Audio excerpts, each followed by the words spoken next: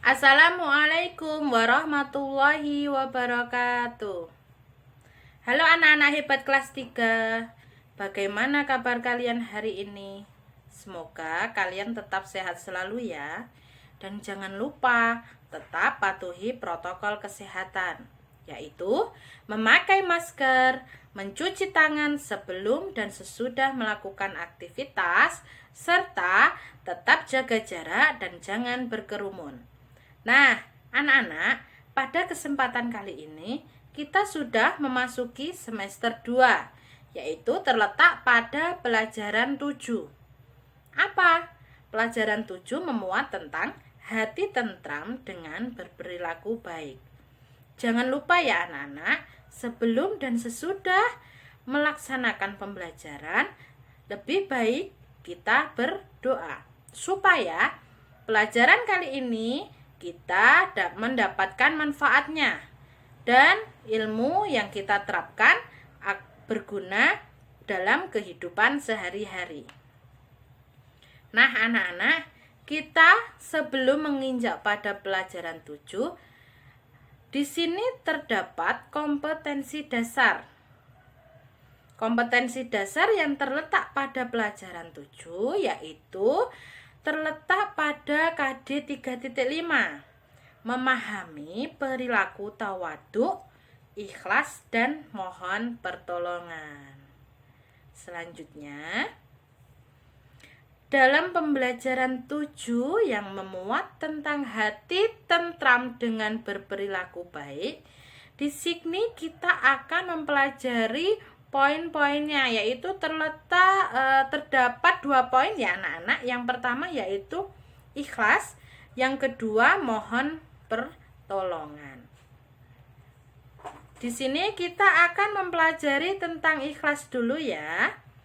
Ikhlas yaitu mengerjakan suatu kebaikan dengan niat hanya kepada Allah Subhanahu wa Ta'ala untuk memperoleh ridhonya.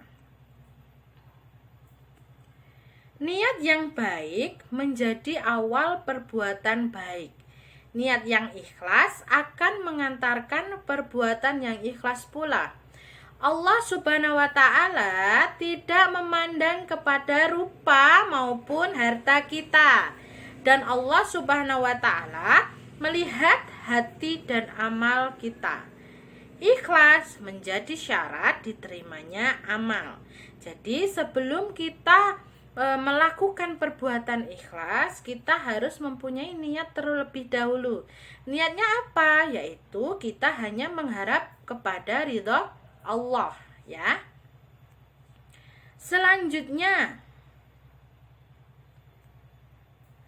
Allah Subhanahu wa Ta'ala berfirman dalam Quran surat Al-Bayyinah ayat 5, yang artinya, padahal mereka tidak disuruh kecuali supaya menyembah Allah dengan memurnikan ketaatan kepadanya dalam menjalankan agama. Kemudian, manfaat berbuat ikhlas. Apa saja manfaat berbuat ikhlas?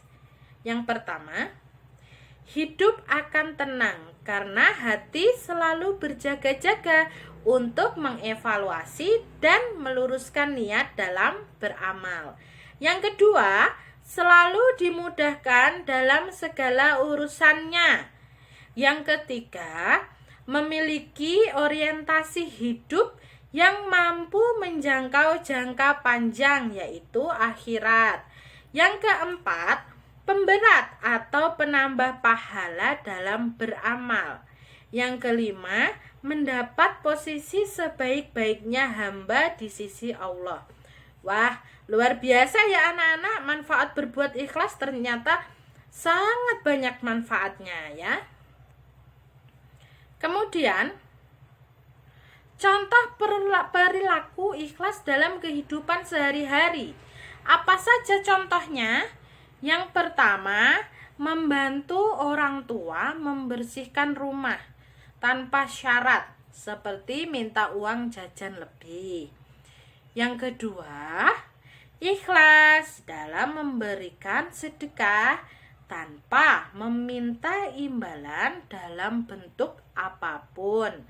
Yang ketiga, berbuat baik kapanpun dan dimanapun tanpa bertujuan untuk memamerkan di hadapan orang lain. Jadi, contoh perilaku ikhlas yang dapat kita terapkan sehari-hari itu terdapat beberapa contoh ya anak-anak. Selanjutnya, contoh perilaku tidak ikhlas apa saja? Yang pertama di sini yaitu melakukan sesuatu karena ingin dipuji oleh orang lain. Yang kedua, mengerjakan sesuatu untuk menampakkan perilaku baik. Yang ketiga, mengerjakan kebaikan hanya ketika dilihat oleh orang lain. Jadi itu tidak boleh ya anak-anak.